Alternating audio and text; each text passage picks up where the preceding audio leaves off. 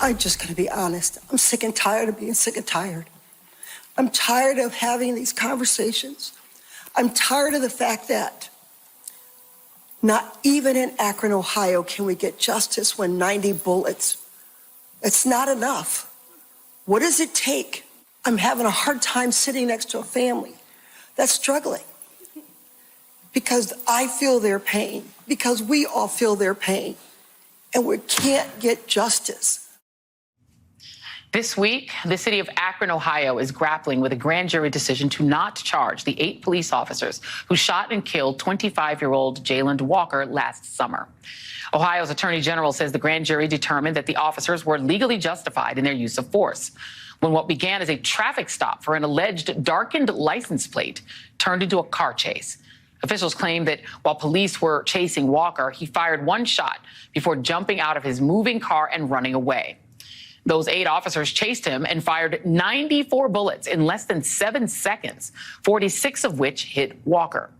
The officers claim Walker had reached for his waistband and that they did not know he had left his gun in his car. By the way, having a gun in your car is completely legal in the open carry state of Ohio. Hundreds have gathered this week to protest the non-indictment decision, while Walker's family and local leaders are calling for the Justice Department to open an investigation into the Akron Police Department.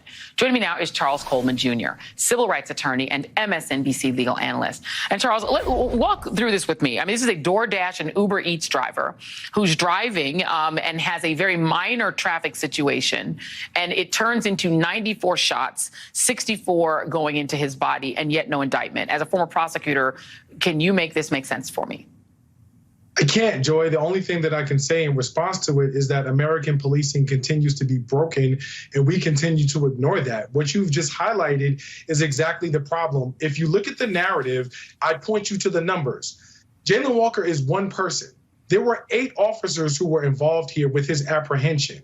Of the 8 officers who were involved, only 2 of those officers chose to utilize non-lethal force in trying to apprehend Mr. Walker.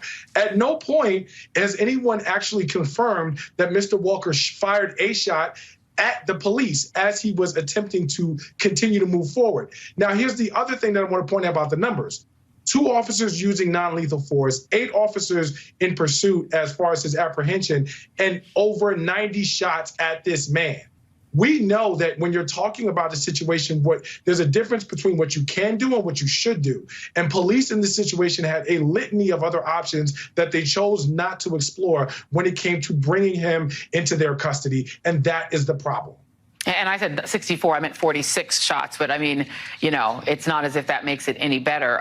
There are photos, really pretty grisly photos that have been leaked out of the police department. You've seen them, I've seen them. They are horrific. They are honestly too horrific for us to show on our air tonight. But you can see a body that is literally riddled with bullets. And yet after police rained bullets down upon this young man's body, they handcuffed him. What sense does that make? This sounds like narrative building by the police, but it obviously worked. Of course it does, and it also highlights the need for greater transparency, which is why the community in Akron continues to push. This is not just a situation about Jayland Walker.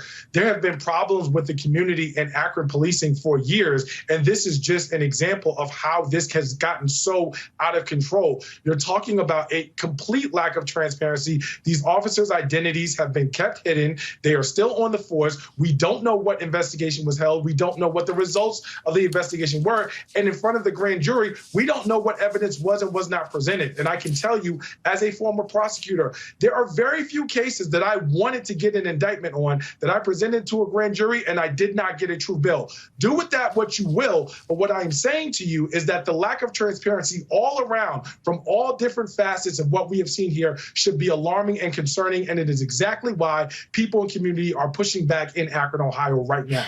And we thought after Tyree Nichols, when they immediately released not just the names but the photos of all of the mainly African-American police officers involved in Tyree Nichols' death, that we were going to set a new standard here, where we were going to get this information. We didn't. I will note, and I'm very particularly interested in this because you are a former prosecutor. The senior assistant attorney general, his name is Anthony Pearson, who's a career prosecutor, who presented the evidence to the grand jury, which had, I believe, only 2 black members on this grand jury, called Walker a, quote, good man who was acting totally out of character that early morning. What do you make of that presentation to a grand jury about the dead man?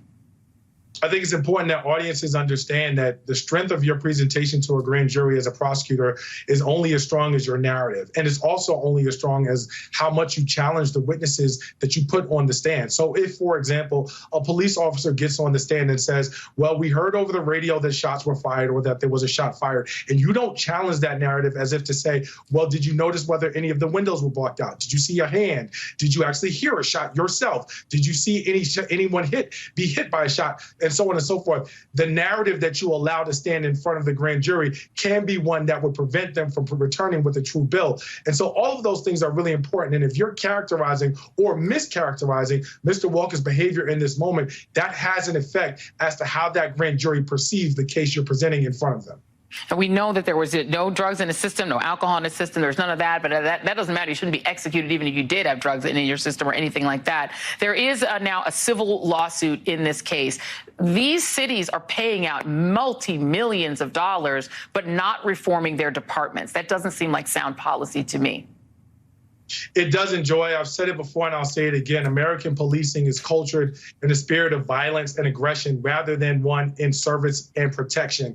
And until we change into a public safety model and a public service model around American policing, we're going to continue to see these high bills being paid out by municipalities, which, by the way, end up being on the backs of poor people when taxes are raised in those very cities. So it's a circular effect. We over-police communities, then we pay them because we make mistakes when we over-police them or we violate their rights, and then we charge them to actually be able to pay out these settlements. That's how this cycle works, and that's exactly how American policing needs to be reformed. We're going to keep up with this case and see what happens and whether the feds jump into it. Charles Coleman, Jr., thank you very much. Appreciated.